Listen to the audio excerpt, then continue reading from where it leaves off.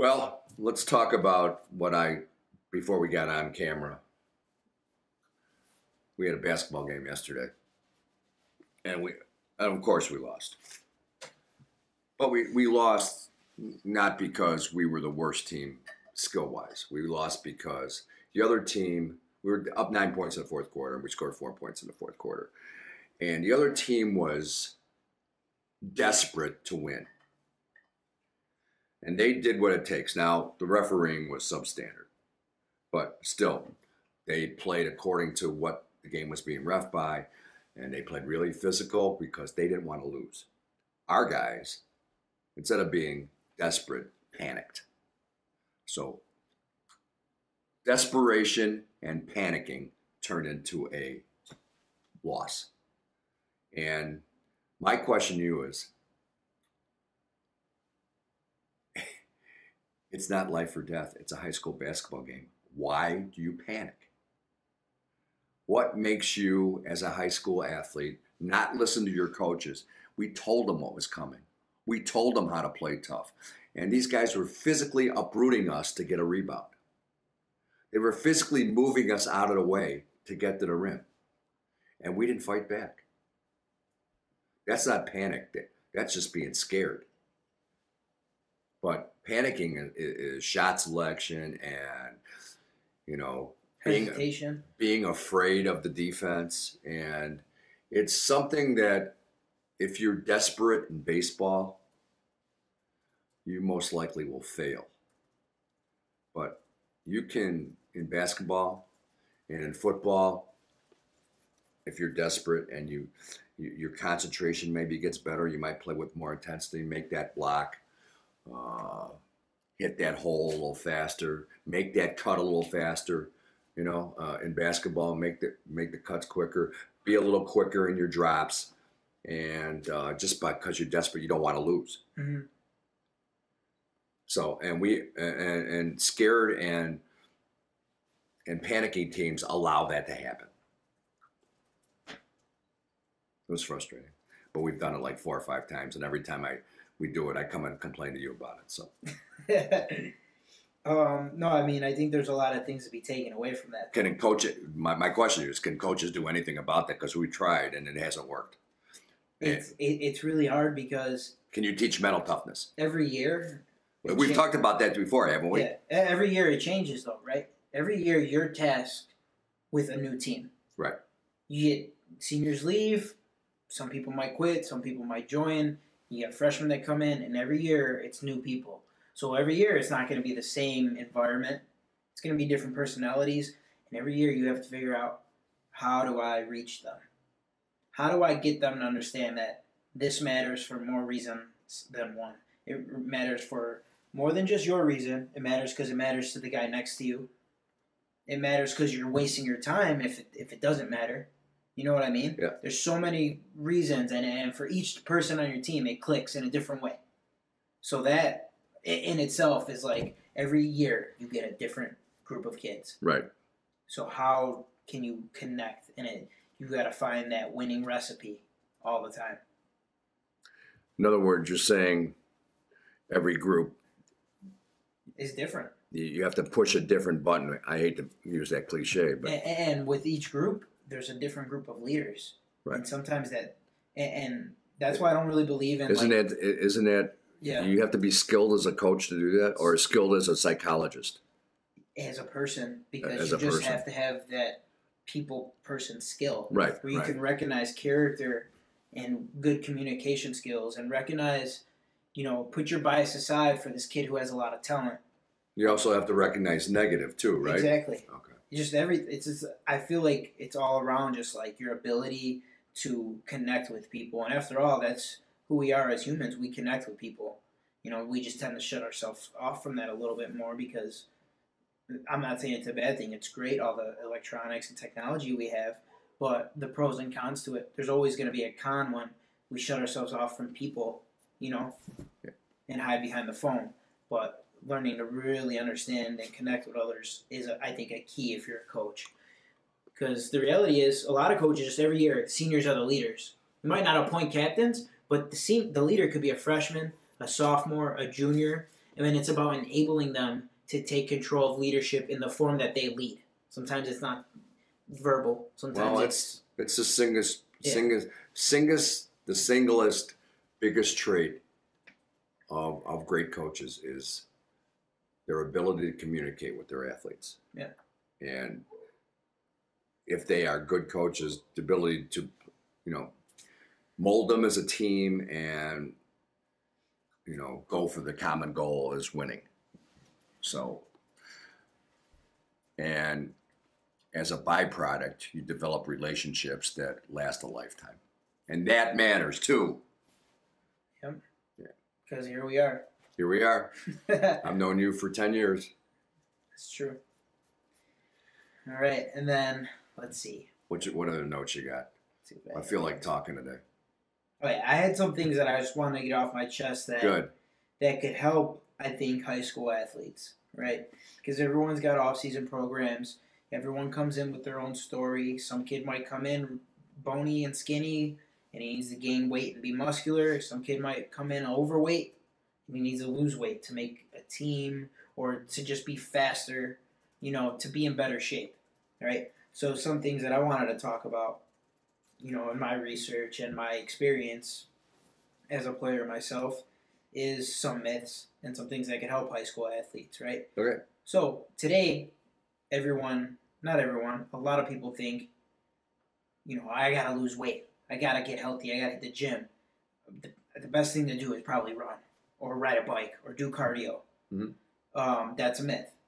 So if you're looking to lose weight, the most efficient way to lose weight is not to hop on a bike, is not to hop on the treadmill.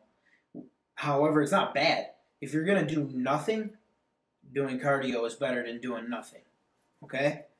But now, if you're trying to lose weight, if you're trying to burn fat, and you're trying to build muscle, the most efficient thing to do would be to do strength training.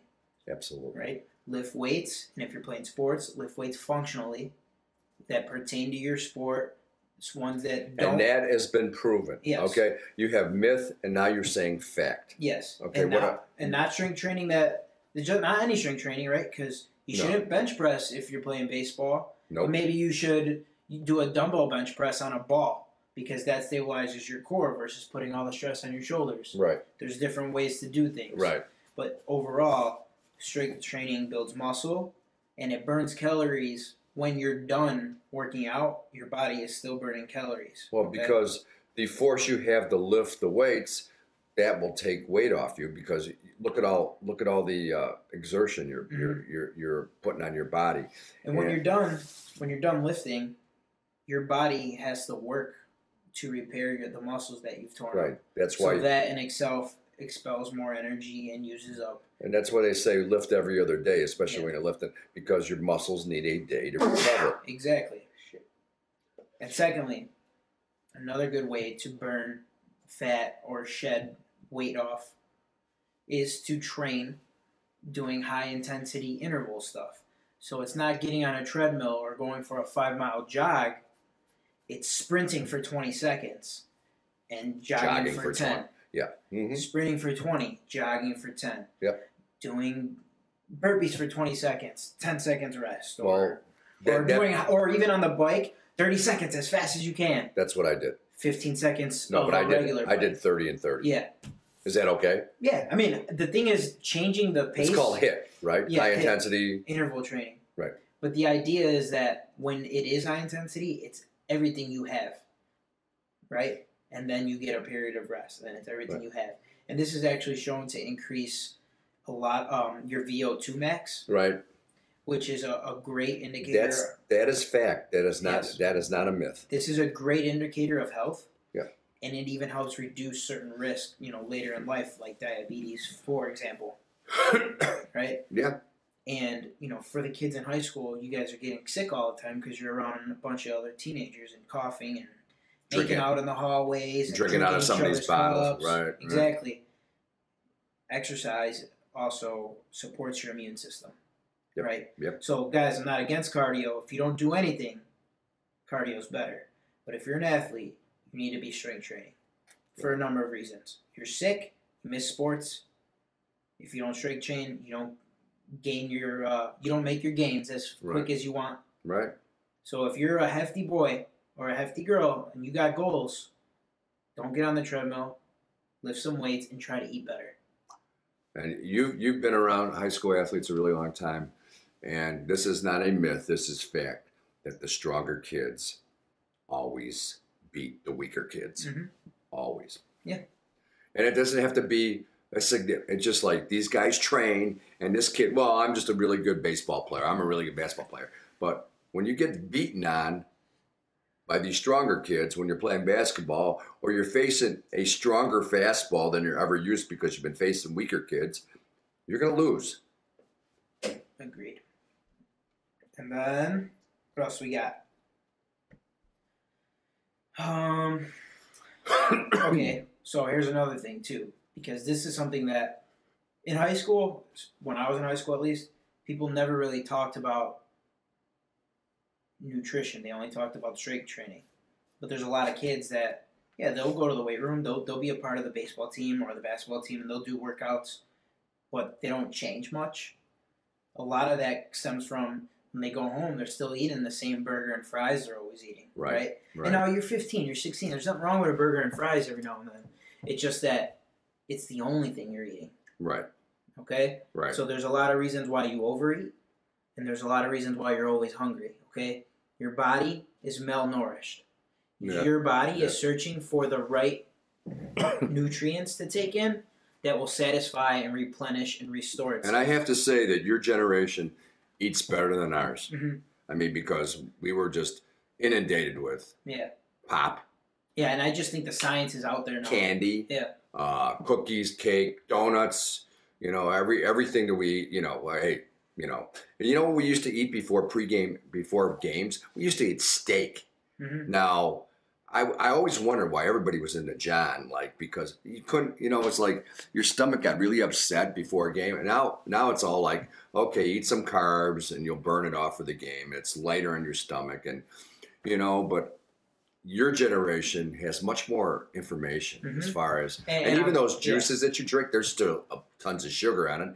And Gatorade, there's tons of sugar, whatever. But you get it. I mean, you understand. I mean, when I was in high school, I didn't, and I felt like the information wasn't given to me, and I wish I would have just found it on my own, because I feel like I ate whatever I wanted, but I could have maximized my potential if I just gave it a little bit more effort. It's just because the effects of food is not something you directly see. It's later down the line that it happens, I couldn't agree more. It's like, oh, the gym's supposed to help me. Why isn't it helping?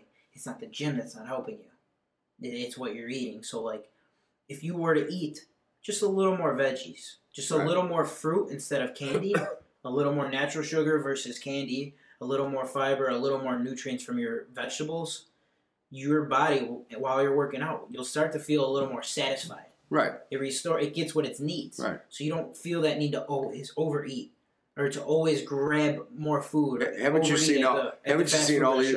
Right. Haven't you seen all these people in the gym? They hire a personal trainer or they have a coach, and they go through this intensive workout. And okay, I'm watching the workout. Okay, fine. And they're at the gym for a long time. Like 6 weeks, 2 months. I see them, and there's no change at all. Or 6. Why? And it always comes back to the same thing. Your diet. Yeah, and that's the thing that kills me. I mean, a lot of my friends or people, they say, oh, you should train people. And I say, no. Because I don't want to train someone to work out. Because anybody can do that. You can go online right now and figure it out. But I would like to help somebody all around with their diet and with their workouts. Because I can tell someone how to do proper workouts and good exercises and beneficial exercises, and it'd be better than not working out. But in the long run, if they're eating like shit, they're gonna be in a bad place. You're not gonna go home with them, and you could say, this is what you should do. Okay, you hired me to give me a diet too, but I felt like eating this. Mm-hmm. Well, then why get the stuff from me? I mean, I gave you a great workout program. You follow that, but I can't follow you home. And then he said, well, I had a craving for this and I have a craving for that. Well, you're not going to get any better. Yeah. And it's tough. And it's not, we are like this is also proven, like scientifically, we're wired to eat a lot of sweet things. Absolutely. Because we see it as energy, and we haven't evolved yet. Okay, we're still like cavemen in the fact that our body wants to survive. So we see all this sweet shit that's fake, that's been manufactured in a science lab, and we eat it. Okay. So that in a would sense, you say diabetes is an epidemic in this country? It is. Okay. And if there you go. If you change your diet, diabetes can reverse. That's right. also been proven. That's right. So yeah, I mean, and let me just going back to why I brought up the fitness and nutrition is for a lot of high school kids. The reason I brought it up most importantly is I've experienced and went to school with kids who came in my class or classes above, and they were overweight. And from freshman to senior year, they were significantly less weight. Great change, phenomenal. But a lot of them did it the wrong way. They lost weight, but they didn't gain strength. Right. And that's why I think it's important to put a focus on strength training and eating better, because you're going to lose weight. That's so. And you're going to gain good weight. You're going to gain muscle. That's really on And target. you're going to be healthier. Yep. You shouldn't be like, oh, I have to lose 15 pounds. 15 pounds isn't going to make you more athletic. It's not going to make you stronger or faster. You'll look slimmer. Yeah. But if you came here to play basketball, if you came here to play baseball, you want to make a real change and faster, you got to do it a better way. Well, look at one of your players now, and you can tell the audience about this guy. But the metamorphosis of him, Cesar. Mm-hmm. You know, I'm sure he's in better shape now than he was. Oh yeah, because he's been educated more too. Right. And that's are we are we telling them the wrong stuff? You know, and both of us have worked with him. You coach him, and when you were at work, I helped him out over the summer, and he's an absolute great kid, and he's a sponge for information. And he loves it. He's so excited. And he does it. He said, "I don't like running, and I don't like lifting, but I'll do it because I know it's right for me, and I'm going to eat better because Coach Joe said I have to eat better." So he takes all that in. If we had guys like that all over the country, we would really have a healthy country. Mm-hmm. But we don't. Yeah. But this is I guess, like you said, the word is education. Yeah, and it also sucks that we're fighting a war with food industry in terms of like people know these things are addictive, right? And they know that we're gonna go to them, but it gets produced anyways. And they want to make all these laws and rules against things, but there's no rules against what we're eating. And a lot of these foods are causing they're cancerous products, or they're causing harm down the road, or diabetes and stuff. But that's another story. But it's just they're cheaper. Right. Good call, Mike. And it's just a fact of excellent, Mike. Education. If we put our efforts away from this and maybe making the healthier food more affordable, a different way to produce, still healthy though. You know what I mean? Yeah, I mean, you could go to a place called, you could go to a place Whole Foods. I mean, they have healthy food, right? Mm-hmm. I mean, allegedly. Yeah. But it's really expensive. Yeah. And most people can't afford that. So they go, and the industry knows that. So, and they know that all these sweets and everything are really bad for you. Mm-hmm. I mean, and, everything has sugar in it, everything has salt in it, and it's just poison, okay?